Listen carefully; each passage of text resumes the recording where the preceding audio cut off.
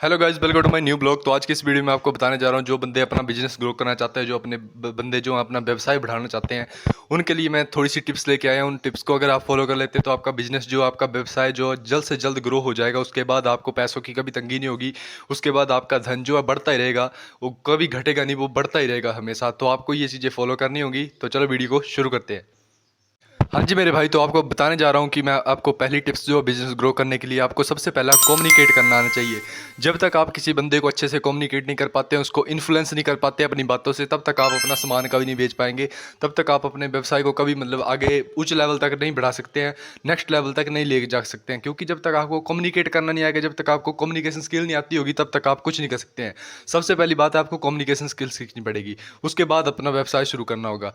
अगली बात, दूसरी टिप्स मेरे लिए मैं आपको ये बोलना चाहता हूँ। दूसरी टिप्स ये है आपके लिए कि आपको सेल्स करना आना चाहिए, आपको बेचना आनी चाहिए चीज़, कि आप किस तरह से बात करके कैसे उस चीज़ को अच्छे से अच्छा बताकर उस चीज़ को बेच सकते हैं।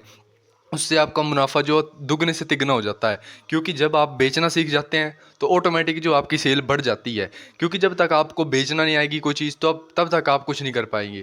तीसरी चीज़ है कि आपको सबके साथ प्यार से बात करनी होगी। किसी के साथ आपको अकड़ से बात नहीं करनी। जब भी आपकी दुकान में कोई कस्टमर आता है या कोई ग्राहक आता है, तो उससे बदतमीजी से कभी बात ना करें। क्योंकि जब आप बदतमीजी से बात करते हैं तो वो एक बार तो दुकान में आके सामान ले जाएगा, लेकिन दोबारा कभी नहीं आएगा।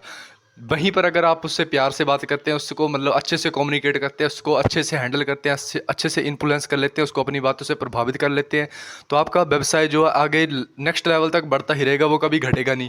क्योंकि आपने लोगों के दिलों में जगह बना ली है। जब तक अगर आप अकड़ रख के व्यवसाय शुरू करोगे, तो आपका व्यवसाय कभी नहीं चलेगा।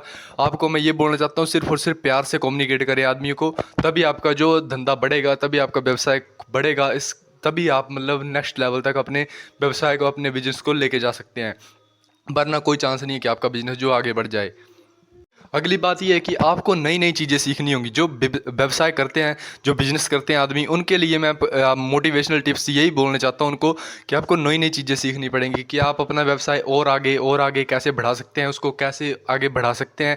आगे बढ़ाने के लिए उसको क्या करें कि वो और ज़्यादा फैले और ज़्यादा आगे बढ़े, जिससे हमारा बिजनेस जो, हमारी ग्रोथ जो है अच्छी पकड़ बना ले एक मार्केट में। तो आपको मार्केटिंग सीखनी पड़ेगी सबसे पहले, और डिजिटल मार्केटिंग के साथ जुड़ना पड़ेगा। अगर आपको व्यवसाय में टिकना है तो आपको डिजिटल मार्केटिंग के साथ जुड़ना पड़ेगा। अगर आप पुराने तरीकों से व्यवसाय शुरू करते हैं तो आपका आप टिक नहीं सकते हैं व्यवसाय में। क्योंकि जो बड़े बड़े व्यापारी होते हैं, बड़े बड़े उद्योगपति होते हैं, ये सारे डिजिटल मार्केटिंग सीखते हैं।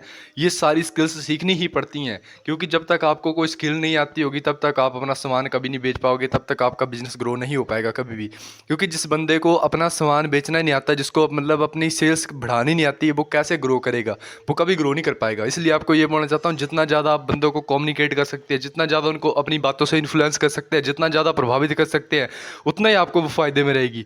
लेकिन अगर आप उनको गाली गलौज कर रहे हैं, अगर आपकी दुकान में कोई कस्टमर आ रहा है, आपसे बहस कर रहा है कि इसका थोड़ा सा रेट कम कर दो, इसका बढ़ा दो, तो आप वहाँ पर जिद करके उस रेट को कम नहीं करते हैं, और उसको ऑन दी जितना रेट है आप बता रहे हो उतने रेट में बेचते हो, तो बंदा दोबारा नहीं आएगा आपके पास।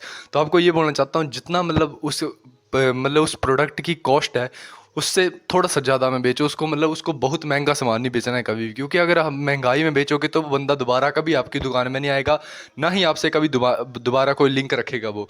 इसलिए आपको ये बोलना चाहता हूँ, जितना सस्ते में आप अपना ये कर सकते हो व्यवसाय शुरू, उतना करो। और लोगों को कम्युनिकेट करना सीखो। जब तक आप लोगों को प्रभावित नहीं कर सकते हो अपनी बातों से, तब तक आप बिजनेस नहीं कर सकते हो। अगली बात यह है कि जो भी बड़े बड़े उद्योगपति होते हैं, बड़े बड़े व्यापारी होते हैं, उनकी एक सोच डिफरेंट होती है। कि वो लोग ये देखते हैं कि हम अपने व्यवसाय को और नेक्स्ट लेवल तक कैसे लेके जा सके। आप अगर आज 10 करोड़ रुपया कमा रहे हैं अपने बिजनेस से, तो आपको ये नहीं सोचना है कि आज मैं 10 करोड़ कमा रहा हूँ तो कल भी मैंने 10 करोड़ ही कमाने हैं। आपकी इच्छा ये होनी चाहिए कि कल मैंने 50 करोड़ कमाने हैं, परसों मैंने 100 करोड़ कमाना है। तो इसलिए आपको ये बोलना चाहता हूँ, नई नई चीज़ें सीखो। अपने बिजनेस को बढ़ाने के लिए आप और ज़्यादा क्या एफर्ट्स कर सकते हैं, क्या कोशिशें कर सकते हैं कि आपका बिजनेस जो नेक्स्ट लेवल तक पहुँच जाए। जब तक आप अपने बिजनेस को नेक्स्ट लेवल तक नहीं पहुंचाएंगे, तब तक आपकी सेल्स वहीं की वहीं रहेंगी, डाउन ही रहेंगी, वो अप नहीं होंगी कभी भी। तो उनको अप करने के लिए आपको नए नए तरीके खोजने होंगे। नए नए तरीके कैसे? आप डिजिटल मार्केटिंग सीख सकते हैं, नए नए स्किल्स सीख सकते हैं, और भी बहुत ऐसी चीज़ें हैं मार्केट में जो अगर आप सीख लेते हैं तो आपका व्यवसाय चाहे छोटा है चाहे बड़ा है, वो ग्रोथ करेगा ही करेगा। उसको उसकी ग्रोथ नहीं रोक सकता है कोई भी।